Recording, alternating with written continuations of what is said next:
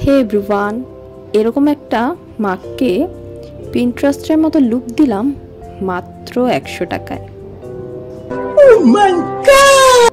So দেরি না করে ভিডিওটি শুরু করা যাক। বেশি সবার কাছে এরকম বেসিক একটা সাদা মগ থাকবেই, বাট আমারটায়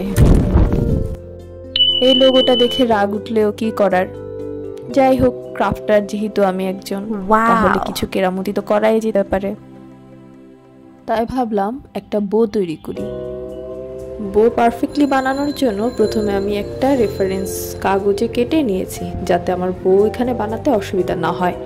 সাথে আবার আমি যেহেতু লোগোটা ঢাকতে চাই, তাই আমি কাপটাতেও পেন্সিল দিয়ে সুন্দর করে একটা শেপ করে নিয়েছি যে কতটুকু আমি আসলে বো দিব।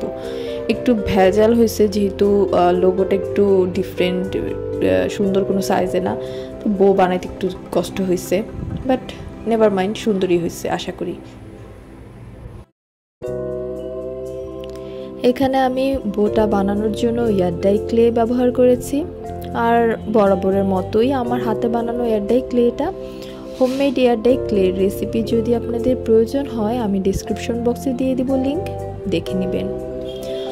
বোতে 3D লুক দেওয়ার জন্য আমি একটু শেপ দিয়ে নিচ্ছিলাম সুন্দর মতো। এখানে আমি ক্লে টুলস ইউজ করেছি, আপনারা যেটা টুথপিক কিংবা কলম, পেন্সিল যে যেমন সুবিধা হয় সেটা ইউজ করতে পারেন। যেহেতু আমার মগটা হোয়াইট, তাই আমি চাচ্ছিলাম একটা অফ হোয়াইট বো যাতে আমি বানাই, আর এতে করে হাফ বিটসের যে পার্লগুলো আমি ইউজ করব সেগুলোও খুব সুন্দর ফুটবে।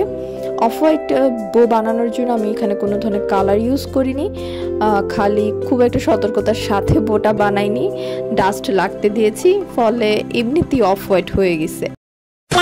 আসলে হোয়াইট কিছু জিনিস নিয়ে কাজ করতে হলে অনেক বেশি সতর্কতার সাথে কাজ করতে হয়।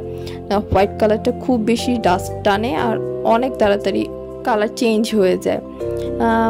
এই তো আমি গিয়ে হাফ বিটসগুলো দিয়ে নিচ্ছি আমার পছন্দ মতো জায়গাগুলোতে। আপনারা চাইলে পুরোটা কভার করতে পারেন।